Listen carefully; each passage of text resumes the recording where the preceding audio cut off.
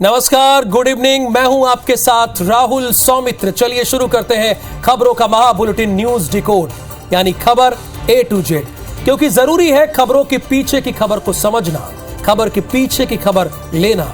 तो चलिए शुरू करते हैं आज का न्यूज डिकोड।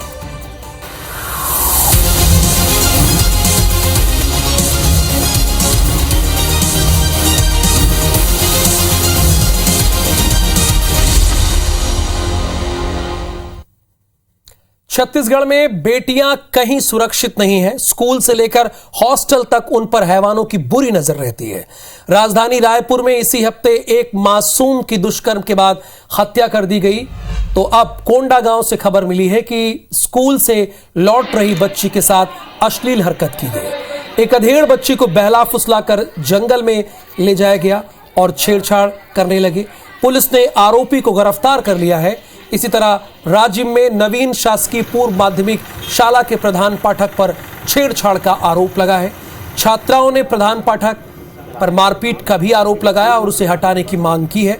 छात्राओं की शिकायत है कि अधिकारी स्कूल पहुंचे थे। उधर बिलासपुर में कन्या छात्रावास की अधीक्षिका श्रद्धा भारद्वाज को सहायक आयुक्त कार्यालय अटैच कर दिया गया और प्यून पुष्पा कुर्रे को निलंबित कर दिया गया। हॉस्टल की छात्राओं ने हॉस्टल अधीक्षिका और प्यून के खिलाफ कलेक्टर से गंभीर कंप्लेन की थी। कलेक्टर ने सहायक आयुक्त आदिवासी विकास CL जायसवाल को जांच के निर्देश दिए थे, जिसके बाद ये कार्रवाई की गई। और आज के न्यूज डिकोड की शुरुआत हम इसलिए इससे कर रहे हैं कि बेटियों की सुरक्षा पर सवाल खड़ा हो रहा है। तो राष्ट्रीय क्राइम रिकॉर्ड ब्यूरो के अनुसार छत्तीसगढ़ में साल 2021 में रेप के 1093 केस दर्ज किए गए, यानी हर दिन औसतन 3 रेप की घटनाएं रोज हो रही हैं। Prevention of children from sexual offence act यानी पोक्सो के तहत छत्तीसगढ़ में पिछले एक साल में 2361 केस दर्ज किए गए, रिकॉर्ड किए गए हैं। यानी बच्चों और खासकर बेटियों की सुरक्षा बेहद संवेदनशील और गंभीर मुद्दा है। चिंता की बात यह है कि जिन गुरुओं पर भरोसा कर हम बेटियों को स्कूल भेजते हैं, उनमें से भी कई बेटियों पर गंदी नजर डालते हैं। जब कोई मामला सामने आता है तो सभी जिम्मेदार अधिकारी एक्टिव हो जाते हैं, लेकिन उससे पहले पूरा सिस्टम सोता रहता है। जबकि होना तो ये चाहिए कि कभी ऐसी घटना ना हो, उसके पुख्ता इंतजाम पहले से ही रहे। खासकर छात्राओं के स्कूल और कन्या छात्रावास में महिला काउंसलर की व्यवस्था निश्चित तौर पर होनी चाहिए, ताकि बच्चियों को किसी भी तरह की समस्या होने पर उसका तुरंत हल निकाला जा सके। इसके साथ ही छात्राओं की संख्या के अनुरूप महिला शिक्षकों पर रेशियो होना जरूरी है। पालकों की समिति और नियमित बैठकों के जरिए भी काफी हद तक बच्चियों को परेशानी से बचा सकता है। ऐसी व्यवस्था होने पर बेटियां सुरक्षित तरीके से अपनी पढ़ाई पूरी कर पाएंगी और एक्शन के लिए किसी घटना का उन्हें इंतजार नहीं करना पड़ेगा। मध्य प्रदेश में शाहरुख खान की फिल्म पठान का विरोध और तेज हो गया है। भोपाल और जबलपुर में बजरंग दल और विश्व हिंदू परिषद के कार्यकर्ताओं ने फिल्म पर बैन लगाने की मांग की है। इसी पर आधारित आपको एक रिपोर्ट दिखाते हैं।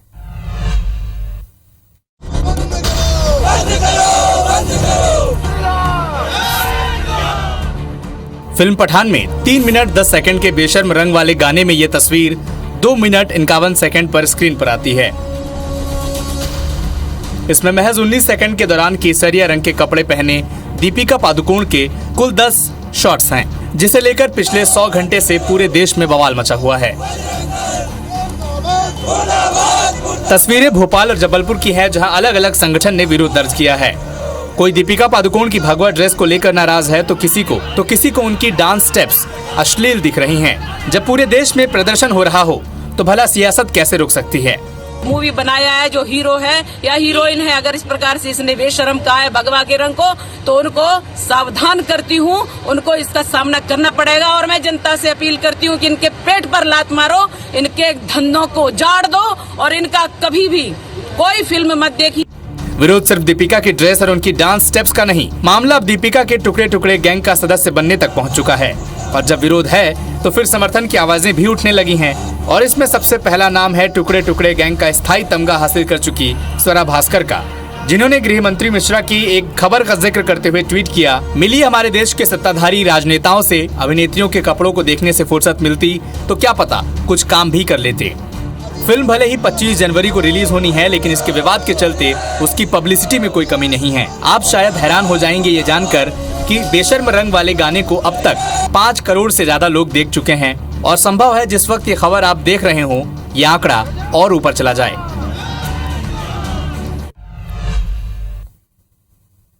शाहरुख खान की फिल्म पठान पर घमासान जारी है। आज इस मामले में क्या नया हुआ और इसका क्या मतलब है, चलिए इसे डीकोड कर लेते हैं। यशराज हाउस की फिल्म पठान के टीजर और गाना बेशर्म रंग को लेकर अश्लीलता और धार्मिक भावनाओं को आहत करने के आरोप लग रहे हैं। अब इस विवाद में स्वरा भास्कर भी कूद पड़ी हैं। स्वरा भास्कर ने तंज कसा है कि नेताओं को एक्ट्रेस के कपड़े देखने से फुर्सत नहीं है, फुर्सत मिले तो कुछ काम भी करे राजनेता। इस बीच भाजपा की सांसद हैं, नाम उनका साध्वी प्रज्ञा ठाकुर है, उनका भी बयान आ गया है कि किसी ने भगवा का अपमान किया तो मुंह तोड़ देंगे। सच्चे हिंदू हैं तो पठान फिल्म नहीं देखेंगे। बयानबाजी में बीजेपी के नेता जयभान सिंह पवैया और कांग्रेस सांसद विवेक तनखा भी शामिल हैं।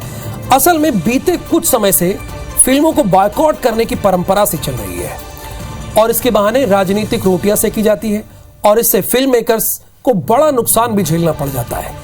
कई बार ऐसे कंट्रोवर्सी को पब्लिसिटी स्टंट भी मान लिया जाता है, लेकिन हैरान करने वाली बात यह है कि वाकई में अगर फिल्म में अश्लीलता है तो आखिर सेंसर बोर्ड से उसे कैसे सर्टिफिकेट मिलता है, ये बड़ा सवाल है। बाकी फिल्म देखना या न देखना ये सब तो आपका व्यक्तिगत फैसला हो सकता है। आगे बढ़ते हैं। कांग्रेस की भारत जोड़ो यात्रा के आज 100 दिन पूरे हो गए हैं। इस दौरान ये यात्रा 7 राज्यों तमिलनाडु, केरल, कर्नाटक, आंध्र प्रदेश, तेलंगाना, महाराष्ट्र, मध्य प्रदेश का सफर पार कर चुकी है और फिलहाल 8वें राज्य यानी राजस्थान से होकर गुजर रही है।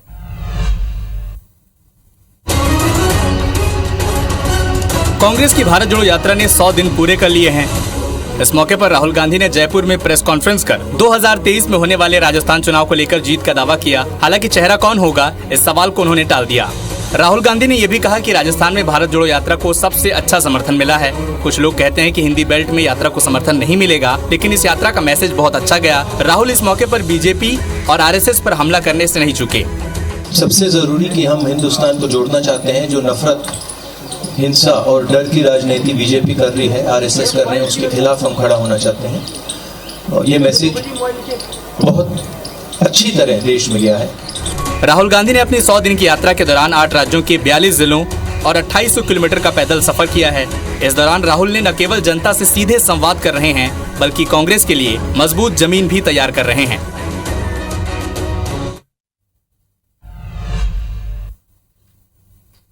राहुल गांधी की पदयात्रा के 100 दिन तो पूरे हो गए, लेकिन सवाल यह है कि राहुल गांधी, कांग्रेस और उनकी सियासत पर इस पदयात्रा का क्या असर पड़ रहा है या आगे चलकर क्या पड़ेगा। कांग्रेस को इस यात्रा से क्या मिला, इन 100 दिनों में राहुल गांधी की छवि कितनी बदली और यात्रा अपने मकसद के कितने करीब पहुंची, इसलिए इसे डिकोड करना बहुत जरूरी है। राहुल गांधी को राजनीति में कदम रखे करीब 2 दशक हो रहे हैं, लेकिन इस यात्रा से पहले तक उन्हें एक गंभीर नेता के तौर पर नहीं देखा जा रहा था या ऐसी उनकी इमेज बनाई जा रही थी। यात्रा के जरिए उन्होंने उस मिथक को तोड़ा है और खुद को पॉलिटिक्स के सीरियस प्लेयर के तौर पर साबित कर रहे हैं। राहुल की यात्रा से सोशल, बॉलीवुड हस्तियां, इकोनॉमिस्ट और एक्टिविस्ट सभी जुड़ रहे हैं। जाहिर है कि इसका फायदा भी कांग्रेस को मिलेगा। कांग्रेस इसे गैर राजनीतिक यात्रा बताती है, लेकिन कहीं ना कहीं ये कांग्रेस के लिए आगामी चुनाव के लिए ठोस जमीन तैयार कर रही है। ये बात दीगर है कि अभी से रिचार्ज कार्यकर्ताओं का जोश चुनावों तक बरकरार रह पाता है। यानी एक सवाल और है कि राहुल गांधी की ऐसी इमेज बनाई जा रही थी उनके नेताओं के द्वारा कि राहुल गांधी नहीं मिलते। इस यात्रा के जरिए उन्होंने दिखा दिया कि वो नेताओं तो छोड़िए, आम लोगों से भी मिलते हैं। तो आगे बढ़ते हैं। भारतीय जनता पार्टी अनुसूचित जाति मोर्चा के पदाधिकारियों और कार्यकर्ताओं ने आज सुप्रीम को एससी वर्ग को 16% आरक्षण दिए जाने की मांग को लेकर राज्यपाल से मुलाकात की है और उन्हें ज्ञापन सौंपा है।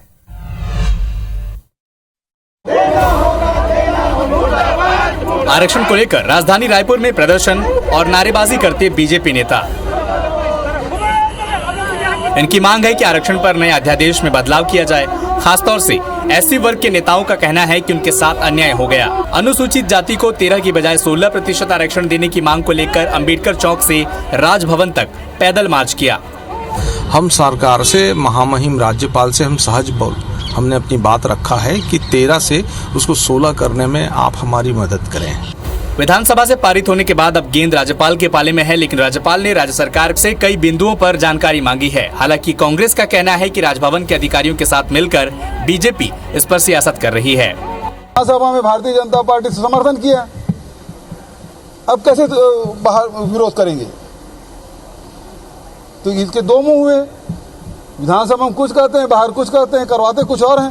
उनको भाजपा के नेताओं से कोई बयान लेने के लिए पूछने की जरूरत नहीं है, वो स्वयं सक्षम है। मिशन 2023 की तैयारी में लगी बीजेपी और कांग्रेस आरक्षण के मुद्दे पर लीड लेने की कोशिश कर रहे हैं।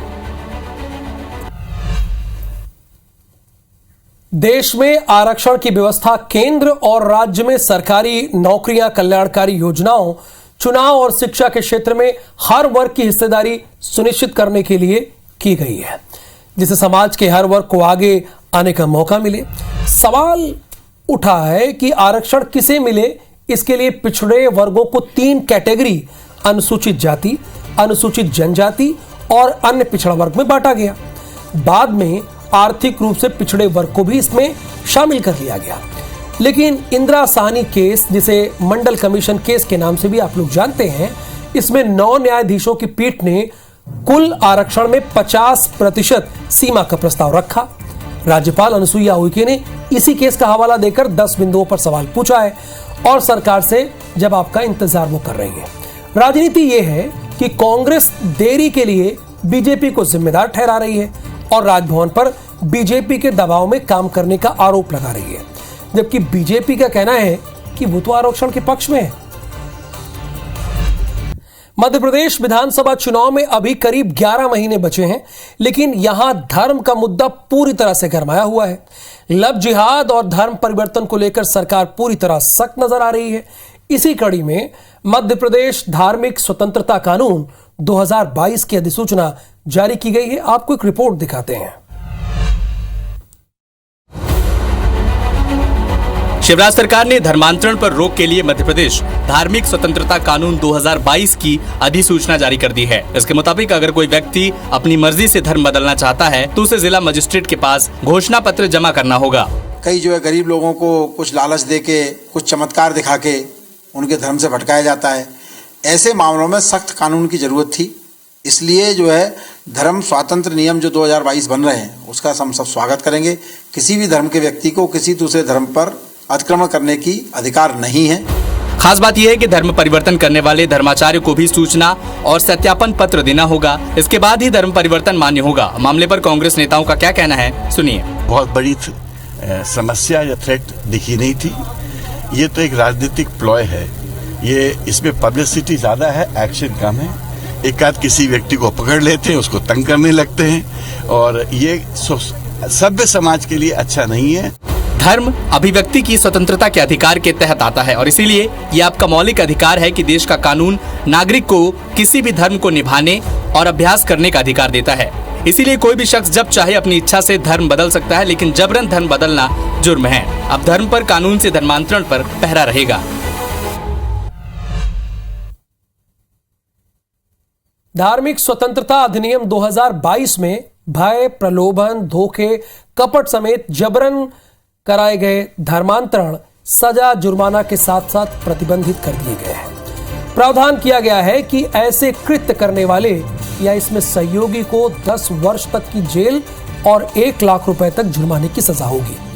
इसके अलावा अब स्वेच्छा से धर्म परिवर्तन के लिए भी संबंधित धर्माचार्य, संबंधित व्यक्ति को जिला मजिस्ट्रेट को कम से कम 60 दिन पहले आवेदन अनिवार्य रूप से देना होगा। साथ ही इसका प्रारूप भी जारी कर दिया गया है। इसके अलावा धर्मांतरण को लेकर सरकार पूरा रिकॉर्ड भी रखेगी। 60 दिन पहले धर्मांतरण के लिए दिए गए आवेदनों की जांच भी करने का अधिकार भी शासन प्रशासन को होगा, ताकि यह भी साफ हो सके कि किसी भी प्रकार के दबाव के कारण धर्मांतरण के लिए आवेदन तो नहीं किया गया है। यदि ऐसा पाया गया तो संबंधित व्यक्तियों पर कार्रवाई की जाएगी। तो आगे बढ़ेंगे। देश के प्रधानमंत्री नरेंद्र मोदी से जुड़ी हुई खबर है। प्रधानमंत्री नरेंद्र मोदी पर निजी हमला करने को लेकर भाजपा ने दिल्ली में पाकिस्तानी दूतावास के बाहर प्रदर्शन किया है। पूरा विवाद पाकिस्तान के विदेश मंत्री बिलावल भुट्टो की बहुत ही घटिया टिप्पणी से शुरू हुई। इस पर विदेश मंत्रालय ने भी नाराजगी जाहिर की है। आपको रिपोर्ट दिखाते हैं। पाकिस्तान के विदेश मंत्री बिलावल भुट्टो जरदारी ने गुरुवार को सारी हदें पार करते हुए पीएम मोदी पर निजी हमला किया। न्यूयॉर्क के एक प्रेस कॉन्फ्रेंस में बिलावल ने कहा, मैं भारत को बताना चाहता हूं कि ओसामा बिन लादेन तो मर चुका है, लेकिन गुजरात का कसाई अभी जिंदा है और भारत का प्रधानमंत्री है। बिलावल के इस बयान के बाद भारतीय विदेश मंत्रालय ने कहा कि ये टिप्पणियां पाक के लिए एक और निम्न स्तर है। पाकिस्तान को अपनी सोच बदलनी चाहिए। इधर दिल्ली में बीजेपी के पाकिस्तान दूतावास के पास 3 मूर्ति मार्ग पर भारी विरोध प्रदर्शन किया गया। दिल्ली पुलिस ने बीजेपी कार्यकर्ताओं को पाक दूतावास की ओर मार्च करने से रोकने के लिए बैरिकेड्स लगा दिए थे। हालांकि बेकाबू कार्यकर्ताओं ने बैरिकेड्स की पहली रेखा तोड़ दी। स्थिति को नियंत्रण में लेने के लिए पुलिस ने बीजेपी के कई कार्यकर्ताओं को हिरासत में लिया। आखिर भारतीय प्रधानमंत्री को लेकर आपत्तिजनक बयान बिलावल भुट्टो ने क्यों दिया, इसको डिकोड करना बहुत जरूरी है। पाकिस्तानी सरकार फिलहाल आर्थिक और विदेश नीति दोनों ही मोर्चे पर फेल है। हालत ये हो गए हैं कि कई साल तक पाकिस्तान FATF की ग्रे लिस्ट में रहा है। आतंकवाद और मनी लॉन्ड्रिंग को लेकर कार्रवाई नहीं करने की उसकी आदत का पूरे अंतर्राष्ट्रीय समुदाय को पता है। अब घरेलू मोर्चे पर पड़ रहे दबाव को कम करने के लिए बिलावल ने एक इमोशनल कार्ड खेला है। बिलावल भुट्टो पूर्व प्रधानमंत्री बेनजीर भुट्टो के बेटे हैं और राजनीति में अभी नई उनकी एंट्री है। ऐसे में मोदी विरोधी से उन्हें घरेलू सेंटीमेंट के लिए भले ही थोड़ी खाद पानी मिल जाए, लेकिन आखिर में यह दांव उनका उल्टा ही पड़ेगा। इधर ईरान में महिलाओं के अधिकार का समर्थन करने के आरोप में एक फुटबॉलर को फांसी दे दी गई। सोचिए, इससे जुड़ा एक वीडियो सामने आया है जिसमें फुटबॉलर लोगों से अपनी मौत पर जश्न मनाने के लिए कह रहा है।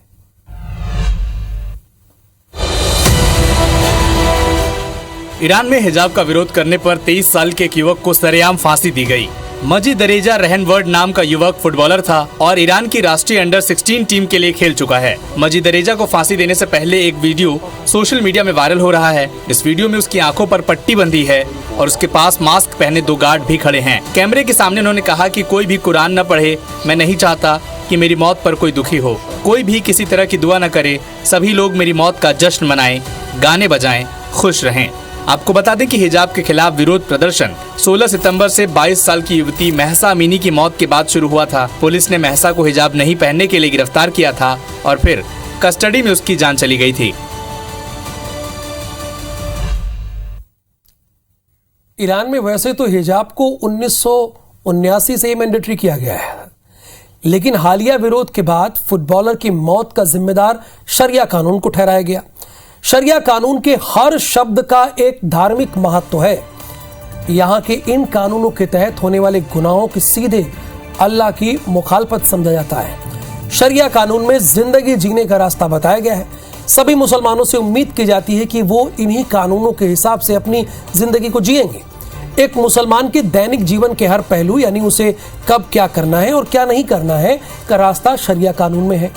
शरिया में पारिवारिक, वित्त और व्यवसाय से जुड़े कानून शामिल हैं। शराब पीना, नशीली दवाओं का इस्तेमाल करना या तस्करी करना यहाँ के शरिया कानून के तहत सबसे बड़े अपराधों में से एक है।